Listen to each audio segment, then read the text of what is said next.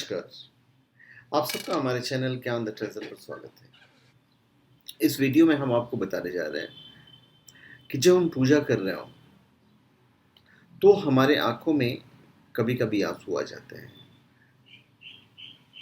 छींक भी आ जाती है और उबासी भी आती है जब हम मंत्र जाप करते हैं या पूजा करते हैं तो इन सब के कारण क्या है?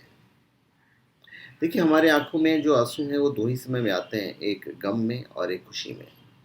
वैसे तो आंखों में एलर्जी और जुकाम वगैरह से भी आंसू आ जाते हैं, लेकिन पूजा के वक्त आंसू आना अपने में रहस्य छुपाए रखता है शास्त्रों के अनुसार। देखिए, सच्चे मन से की गई पूजा हमेशा भगवान स्वीकार करते हैं, और अगर कभी पूजा के समय किसी को जम्हाई या नींद आने लगती है तो उसका भी कोई ना कोई अर्थ होता है। पहले हम आंसू पे आते हैं। देखिए, आंसू निकला है तो जान लें कि कोई ईश्वरीय शक्ति आपको कुछ संकेत देना चाह रही है। दरअसल जब आप भगवान के किसी भी रूप का ध्यान और उनकी पूजा में लीन हो जाते हैं तो उसका अर्थ ये है कि भगवान के स्वरूप का आपका कनेक्शन हो गया है, या कह सकते हैं कि आपके द्वारा की गई पूजा सफल हो गई है, जो आपकी खुशी को आंसू के रूप में छलका रही है। और कभी कभी उबासी आती है। देखिए, जब भी कभी हमारा मन पूजा पाठ, धार्मिक ग्रंथों या आरती में न लगे और साथ ही शरीर भारी होने लगे, तो ऐसे में आपको समझ जाना चाहिए कि कोई ना कोई नेगेटिव एनर्जी आपके आसपास ज़रूर मौजूद है। क्या मौजूद है? Negative energy. जम्हाई जब आती है, नींद आती है, तो एक और भी कारण होता है कि मन में दोहरी विचारधारा मौजूद हो, जिसकी वजह से मन में कई तरह के विचार उमड़ रहे हैं। तो ये भी एक कारण है कि विचारों का अंतर्द्वंद आपके मन को कभी चैन नहीं मिलने देता है, और इसलिए आप किसी परेशानी में होकर भगवान की पूजा या आराधना करते हैं तो फिर आपको जमाई आएगी, उबासी आएगी, नींद भी आएगी। और आंसू आना तो ऐसे भी बहुत अच्छी बात है। समझ लीजिए आपका पूजा सक्सेस हो गया है। और उबासी का एक कारण नकारात्मकता भी होती है।